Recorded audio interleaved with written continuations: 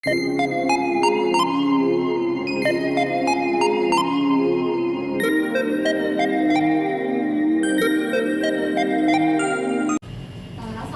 warahmatullahi wabarakatuh. Waalaikumsalam warahmatullahi wabarakatuh. Selamat siang semuanya. Siang. Sebelumnya terima kasih telah hadir pada seminar pendidikan profesi guru pada siang hari ini. Yang terhormat yaitu pembahas 1 Ibu Aulia Sofianara SPD, dan yang terhormat pembahas 2 yaitu Ibu Flavia Oktavianti SPD, dan juga para audiens yang saya sayangi. Dan selanjutnya di sini akan dipaparkan langsung oleh Ibu Rizky Kurniadari, yaitu mengenai membangun paradigma baru terhadap makna guru. Jadi kepada Ibu Rizky Kurniadari kami persilakan. Terima kasih Bu Moderator atas waktunya. Ibu-ibu hadirin yang berbahagia, izinkan saya menyampaikan sebuah pantun. Kayu jati dibawa ke Bulia. Paginya pagi, pulangnya malam. Selamat siang hadirin semua. Izinkan saya mengucapkan salam. Assalamualaikum warahmatullahi wabarakatuh. Waalaikumsalam warahmatullahi wabarakatuh. Yang saya hormati pembahas pertama Ibu Aulia Sofianara SPD. Yang saya hormati pembahas kedua Ibu Flavia Oktavianti SPD. Yang saya hormati Ibu Moderator dan hadirin yang berbahagia. Izinkan saya Rizky Kurniadari pada siang hari ini akan mempresentasikan hasil analisis saya tentang membangun paradigma baru terhadap makna guru. Selama mengikuti perkuliahan selama 1 tahun di program profesi pendidikan guru ini, saya mengambil 2 mata kuliah yang menurut saya paling bermakna dan merupakan best practice selama saya mengikuti PPG di Universitas Jambi. Mata kuliah tersebut yaitu prinsip pengajaran dan asesmen yang efektif kedua dan praktek pengalaman lapangan 1. Pada prinsip pengajaran dan asesmen efektif di sekolah menengah ini ada 2 siklus yang saya pelajari. Yang pertama itu siklus pertama dan siklus kedua. Pada siklus pertama ini kami mempelajari mengenai cara penyusunan, perancangan, pelaksanaan, lalu evaluasi pembelajaran dan asesmen, refleksi, dan pembuatan laporan. Untuk siklus pertama ini, saya sangat-sangat belajar tentang pembelajaran berdiferensiasi, khususnya pada materi pendekatan teaching at the right level atau TARL. Pendekatan ini menurut saya sangat penting dalam pembelajaran. Mengapa? Karena peserta didik memiliki keanekaragaman dan karakteristik serta kemampuan yang berbeda-beda. Oleh sebab itu, guru harus mampu merancang pembelajaran sesuai dengan tingkat kemampuannya, sehingga yang memiliki kemampuan rendah dapat belajar dan mencapai capaian pembelajaran, sedangkan yang memiliki intelijen tinggi dapat mengeksplor kembali kemampuannya untuk dapat memahami materi yang lebih sulit lagi, seperti itu. Maka menurut saya pendekatan TARL ini sangat bagus untuk guru terapkan di kelas. Lalu pada siklus kedua, kami mempelajari tentang CRT atau Culturally Responsive Teaching. Nah, di sini juga ada sangat pemahaman bermakna yang dapat membantu seorang guru dalam mengajar di kelas, di mana guru itu bukan hanya memberikan materi, tetapi guru juga dapat mengaitkan budaya-budaya lokal, kebiasaan-kebiasaan adat istiadat yang ada di masyarakat kepada pembelajaran, sehingga peserta didik dapat belajar tentang kehidupan, tentang materi yang berkaitan dengan lingkungan masyarakatnya. Lalu best practice kedua atau mata kuliah yang saya ambil kedua yaitu tentang praktek pengalaman lapangan pertama. Pada PPL 1 ini, saya melakukan PPL di SMA Negeri 5 Kota Jambi. Di situ saya banyak belajar baik dari guru panggung, dari kepala sekolah, dari guru-guru lainnya, dan dari peserta didiknya. Ada beberapa tahapan dan di setiap tahapan itu saya belajar banyak hal. Yang pertama orientasi. Pada masa orientasi, saya belajar mengenai bagaimana cara kita izin ke sekolah, berkomunikasi kepada pemangku kepentingan, meminta izin dan memperkenalkan diri kita nih bahwa kita akan melaksanakan PPL di sekolah tersebut. Di situ kita dapat belajar bagaimana cara meningkatkan komunikasi kita, cara meningkatkan relasi kita dengan banyak pihak. Yang kedua yaitu kegiatan observasi. Nah, selama ini saya memahami observasi itu kita mengamati peserta didik. Padahal pada tahap observasi ini banyak sekali aspek-aspek yang harus kita amati, seperti karakteristiknya, minatnya, bakatnya, bahkan gaya belajar dan profil orang tuanya juga harus kita pahami sehingga kita dapat memahami karakteristik, kebutuhan, dan permasalahan peserta didik.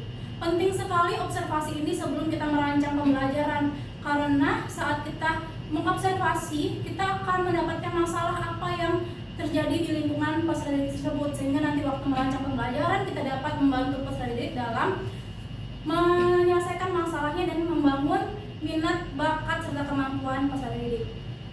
Nah, pada saat asistensi, banyak hal yang dapat saya lihat dari guru pamong saya, di mana guru itu bukan sekedar mengajari kelas, tetapi kita juga harus berkontribusi kepada pihak sekolah. Jadi kebetulan waktu itu guru pamong saya merupakan wakaf keniswaan di sekolah tersebut. Nah, di situ saya melihat bagaimana kontribusi beliau kepada sekolah.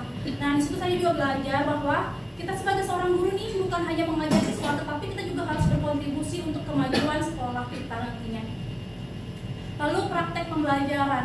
Nah, pada praktek pembelajaran, pemahaman bermakna yang paling saya ingat sampai saat ini yaitu pada saat kita harus bisa mengelola kelas.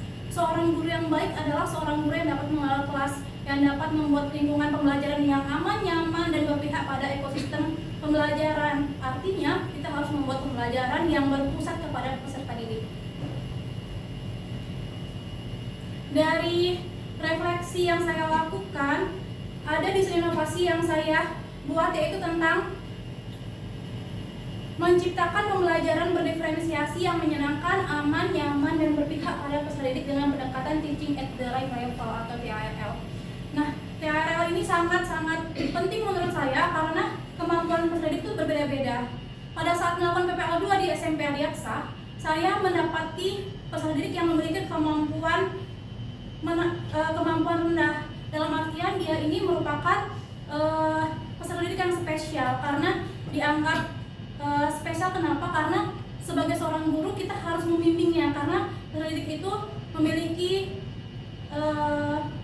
intelijen atau tingkat kecerdasan yang tidak sama seperti teman-temannya. Nah, dari situ saya melihat bahwasanya kita tidak bisa menerapkan pembelajaran itu sama kepada semua peserta didik, karena ada peserta didik yang cepat menangkap, ada yang aktif, ada yang pendiam, ada yang dianya harus dibimbing baru mengerti apa maksud atau apa konsep dari materi yang diajarkan. Oleh sebab itu, menurut saya pendekatan teaching at the right level ini sangat penting dalam pembelajaran. Ini merupakan artefak pembelajaran dari penerapan pembelajaran berdiferensiasi dengan pendekatan TARL ini. Dari pembelajaran berdiferensiasi kita akan membebaskan peserta didik berdasarkan gaya belajar mereka. Jadi guru akan memberikan materi itu sesuai dengan kebutuhan peserta didik, sesuai dengan gaya belajarnya yaitu visual, kinestetik, dan audio. Saat guru mempersilahkan peserta didik belajar sesuai dengan kemampuannya, sesuai dengan minatnya, sesuai dengan gaya belajarnya, maka mereka akan asik nih, akan happy dalam belajar karena mereka belajar itu sesuai dengan kesukaannya mereka atau hobinya mereka. Jadi dari hasil pembelajaran tersebut peserta didik dapat mengeksplor kemampuannya dari minatnya. Seperti contoh, ada peserta didik yang sangat senang menulis. Nah, dari situ dia akan menulis, dia akan pandai dalam merangkum pembelajaran. Ada peserta didik tuh yang di kelas tuh dia sangat aktif. Bahkan ada beberapa guru yang mengatakan bahwa dia agak nakal. Tetapi saat kita memberikan pembelajaran yang sesuai dengan kemauannya, sesuai dengan kegemarannya, dia akan mengeksplor kemampuannya. Ternyata dia punya bakat dalam membuat poster. Hal-hal seperti itu merupakan solusi bagi permasalahan yang ada di kelas. Nah, dari pengalaman dan pengetahuan tersebut, saya membangun paradigma baru terhadap makna guru. Jadi sebelum berkuliah di PPG ini, saya beranggapan bahwa guru itu adalah seseorang yang mengajar di kelas. Ternyata saya salah. Setelah melaksanakan pembelajaran selama PPG ini, ada beberapa pemahaman baru ataupun paradigma baru terhadap makna guru. Antara lain, yang pertama itu guru harus memiliki kompetensi dan memiliki kemampuan interpersonal dan intrapersonal yang baik. Mengapa guru harus memiliki kompetensi? Karena dia akan mengajar materi-materi kepada peserta didik, sehingga dia harus memiliki pengetahuan, harus memiliki wawasan yang luas. Kemampuan interpersonal, karena guru itu harus membangun relasi baik kepada peserta didik, kepada sesama teman sejawat, sama guru dan para pemangku kepentingan. Intrapersonal merupakan kemampuan guru dalam berkomunikasi. Saat kita berkomunikasi dengan baik, maka kita akan dapat membangun chemistry kepada peserta didik. Oleh sebab itu, menurut saya guru harus memiliki kompetensi dan memiliki kemampuan interpersonal dan intrapersonal yang baik. Lalu yang kedua, guru bukan hanya mampu memberikan pembelajaran di kelas, namun juga harus mampu mempersiapkan peserta didik untuk dapat bersosialisasi ke masyarakat. Dalam artian, guru ini akan berperan penting dalam membangun karakter peserta didik. Saat guru itu menyenangkan, saat guru itu disukai oleh peserta didik, biasanya peserta didik akan semangat dalam mengikuti pelajaran. Saya juga dulu mengikuti masuk pendidikan, dunia pendidikan itu karena menyukai guru saya. Nah, oleh sebab itu guru dapat mempersiapkan peserta didik untuk dapat bersosialisasi di masyarakat. Lalu yang terakhir, guru merupakan insan akademis, insan pencipta, insan pengabdi yang menjadi ujung tombak bangsa dalam mencerdaskan anak bangsa. Ini sudah jelas karena guru ini merupakan memang insan akademis. Dialah yang insan yang akan membawa anak bangsa, karena dialah ujung tombak pendidikan nasional bangsa Indonesia. Ini untuk dokumentasi kegiatan selama kegiatan pembelajaran di kelas. Mungkin sekian presentasi dari saya kembalikan lagi ke moderator. Baik, terima kasih kepada penyaji yang telah memaparkan hasil mengenai paradigma baru terhadap makna guru. Nah, di sini langsung saja kepada pembahas 1, yaitu Ibu Aulia Septianora SPD. Baik, terima kasih kepada moderator. Untuk saudari Rizky Kurniawati. Nah, di mana tadi saudari telah menjelaskan tentang membangun paradigma baru terhadap makna guru. Tadi memilih mata kuliah yang paling bermakna, yaitu prinsip pengajaran asesmen yang efektif dan PPL tadi ya. Di mana saya tertarik mendengar tadi pada prinsip pengajaran asesmen yang efektif, yaitu pada siklus 1 dan siklus 2. Ibu menyebutkan di sana ada pembelajaran yang menggunakan pendekatan TARL dan CRT. Nah, itu bagaimana penerapan saudari di dalam kelas itu dengan menggunakan pendekatan tersebut? Baik, terima kasih atas pertanyaannya Ibu. Untuk pertanyaan pertama, bagaimana saya menerapkan TARL dan CRT ke dalam pembelajaran? Yang pasti untuk tahap pertama itu saya akan mengobservasi. Artian TARL ini kita pendekatan kepada peserta didik berdasarkan tingkat kemampuannya. Otomatis kita harus tahu nih kemampuan peserta didik itu di tingkat menengah, bawah, atau tinggi. Nah, saat di tingkat dengan peserta didik yang tingkat rendah, kita akan melakukan bimbingan secara intensif kepada peserta didik, sehingga peserta didik itu akan diberikan wejangan-wejangan atau bimbingan yang intensif seperti itu selama proses pembelajaran.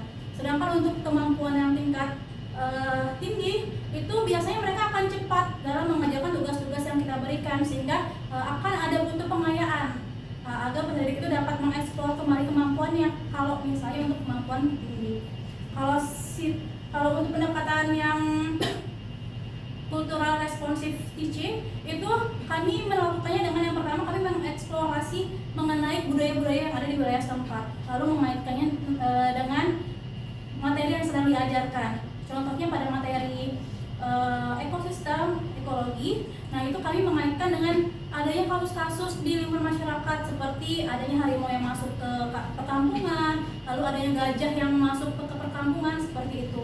Nah, apa kaitannya? Kenapa harimau bisa masuk ke perkampungan? Otomatis karena habitatnya itu rusak, sehingga pendidik dapat menganalisis kok bisa ya lingkungan hewan itu rusak, mengapa bisa rusak, kayak gitu seperti itu. Baik, dan kemudian tadi dijelaskan pada pendekatan TARL itu dengan melakukan pendekatan dan bimbingan kepada siswanya. Nah, itu bagaimana cara ibu menentukan mana yang sedang, mana yang tinggi, mana yang rendah? Oke, baik, untuk menentukan mana yang rendah, mana yang sedang, mana yang tinggi itu yang pertama kali saya lakukan yaitu melakukan wawancara kepada guru wali kelas. Jadi dari situ saya mendapatkan informasi bahwasanya si A si B ini merupakan anak yang kemampuan akademiknya agak tinggi, lalu yang menengah, lalu yang rendah. Dari wawancara itu juga saya mengetahui bahwa di kelas saya itu ada anak yang spesial yang memang harus membutuhkan perhatian khusus seperti itu, karena daya serapnya itu berbeda dengan peserta lain seperti itu. Yang kedua itu saya melakukan tes diagnosis. Jadi tes itu saya lakukan di awal pertama kali saya masuk untuk pembelajaran. Nah, dari tes itu juga terlihat mana yang pendidik memiliki kemampuan tinggi, rendah, dan sedang. Selanjutnya itu akan melakukan tes formatif. Jadi setelah selesai materi itu kita ada refleksi dan tes formatif seperti itu untuk melihat tingkat kemampuan anak. Karena terkadang pada saat materi ini dia nggak paham, tapi materi berikutnya belum tentu dia tidak paham. Makanya tesnya itu akan terus kami lakukan seperti itu. Baik, sangat jelas sekali. Berarti saudari Rizky dari ini lebih menerapkan pada kemampuan belajar.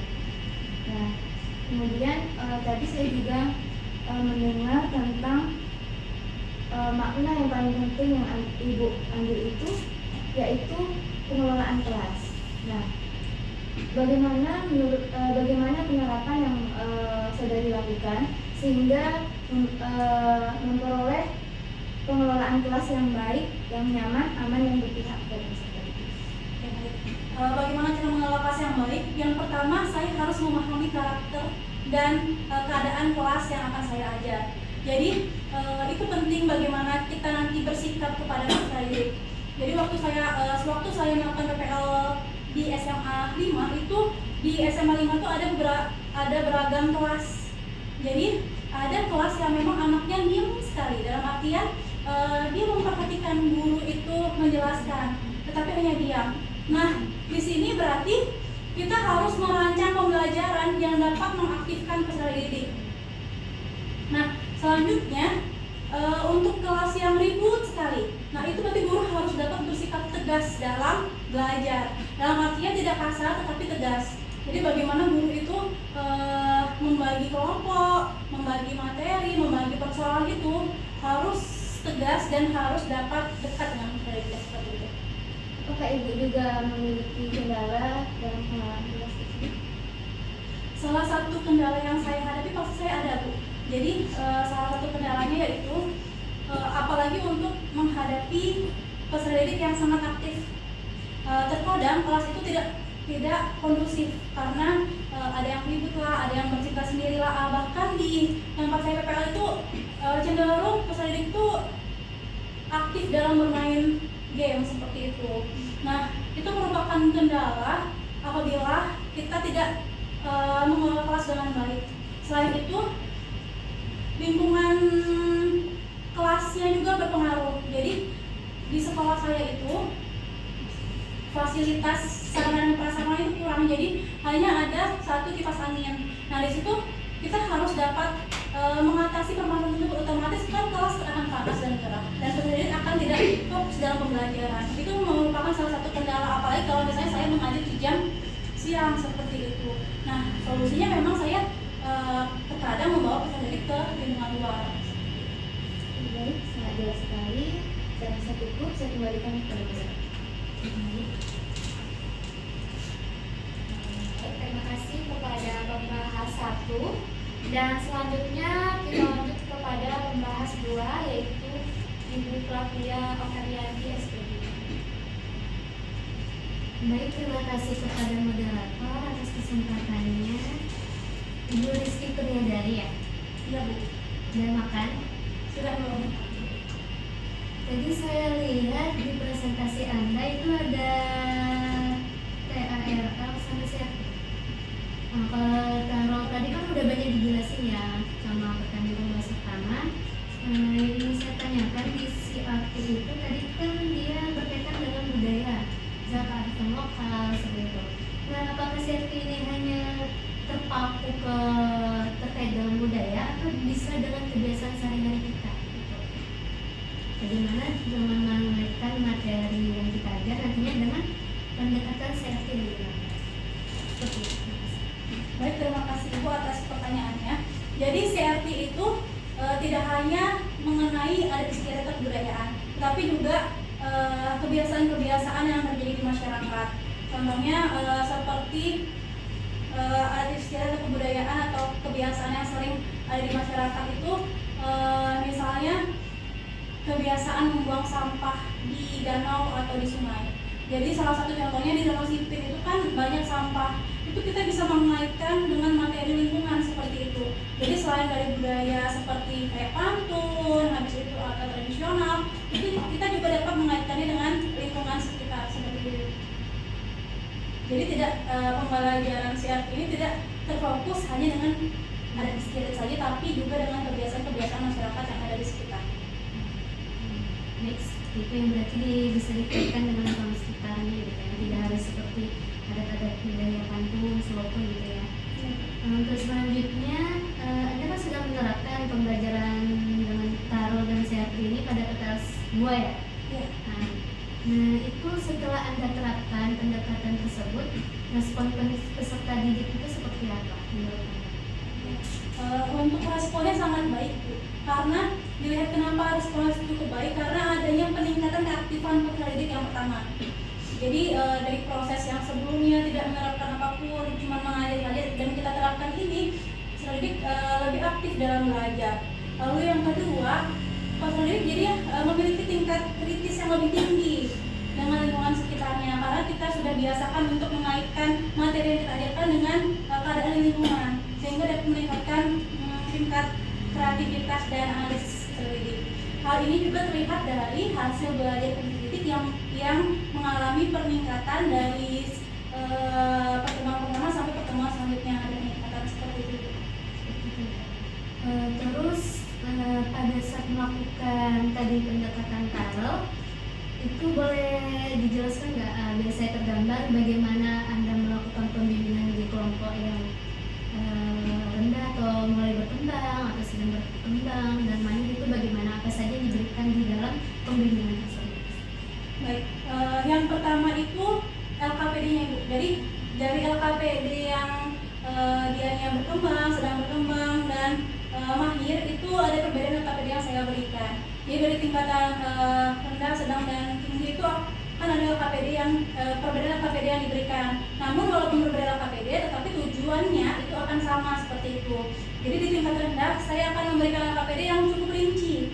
Jadi peserta didik tidak akan kesulitan untuk memahami maksud dari lembar kerja yang saya berikan atau pemasaran yang saya berikan seperti itu.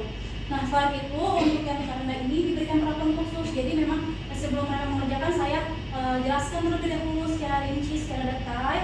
Dan bagi peserta didik yang tidak aktif itu saya akan memberikan bimbingan. Jadi waktu pelaksanaan pertama itu LKPD saya berikan untuk satu kelompok satu. Ternyata itu tidak efektif. Jadi pada pertemuan selanjutnya saya ganti sistemnya. LKPD itu saya berikan untuk setiap orang, dan setiap orang wajib mengemukakan idenya. Itu untuk yang tingkat kemampuannya rendah. Kalau untuk tingkat kemampuan sedang, biasanya itu standar kemampuan peserta didik seperti itu. Jadi untuk itu tidak LKPD-nya seperti biasa.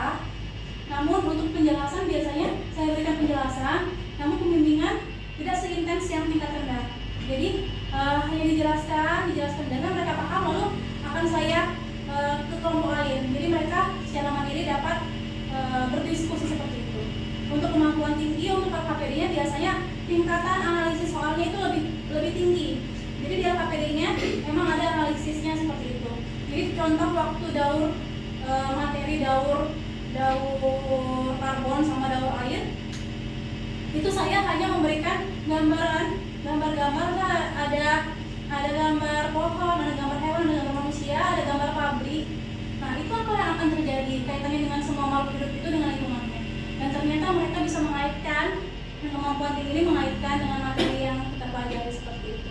Itu salah satu solusi saya dalam meningkatkan analisis atau tingkat berpikir kritis seperti itu. Seperti itu ya cara menilainya. Iya. Terus kalau misalkan kan yang pengembangan tingkat tinggi itu biasanya lebih cepat selesai ya Betul. mengerjakannya. Nah, saat mereka sudah selesai kan biasanya mereka jadi bingung tuh mau ngapain lagi. Kadang malah jadi ribut di kelas atau bermain game, dan itu kan pasti mengganggu yang dua kelompok tadi yang mulai berkembang sama yang sedang berkembang. Nah, tentunya apakah dari Bu Rizky ada sedikit memberikan materi lagi atau ada perlakuan lain setelah mereka selesai itu sehingga tidak memungkinkan untuk mengganggu dua kelompok tersebut? Iya Ibu, kalau untuk yang pas dari tingkat tinggi memang seperti itu, dia bakal cepat dalam mengerjakan LKPD yang kita berikan. Nah, salah satu solusi yang saya terapkan ke mereka yaitu saya memberikan pengayaan. Artinya memberikan pengayaan baik materi, bisa soal, bisa kuis ke mereka yang kemampuannya tingkat tinggi, atau mereka bisa menjadi asisten saya dalam membantu memberikan materi kepada teman-teman kelompoknya seperti itu. Jadi mereka sudah selesai nih, LKPD mereka sudah selesai dan kelompok yang lain belum, dan dia paham materi kelompok itu. Nah, dia bisa jadi asisten saya dalam membantu temannya dalam mengerjakan LKPD yang belum selesai dia kerjakan seperti itu. Jadi ada dua opsi, dia menjadi satunya pengayaan, yang keduanya dia menjadi asisten atau menjadi tenaga ahli membantu teman-temannya dalam menyelesaikan permasalahan atau LKPD yang diberikan seperti itu. Ya, sudah cukup bagus. Saya kembalikan kepada moderator. Terima kasih. Baik, terima kasih kepada penyaji atau pembahas dua ya. Nah, di sini ada pun kesimpulan mengenai paradigma baru terhadap mana guru menurut saya, yaitu guru harus memiliki kompetensi dan juga memiliki kemampuan interpersonal dan juga interpersonal yang baik. Nah, guru juga bukan hanya mampu memberikan pembelajaran, tetapi dapat mendorong dan juga menjadi role model bagi peserta didik. Dan di sini pengalaman yang paling bermakna yaitu saya juga sependapat dengan penyaji, yaitu dapat mengelola kelas dengan baik.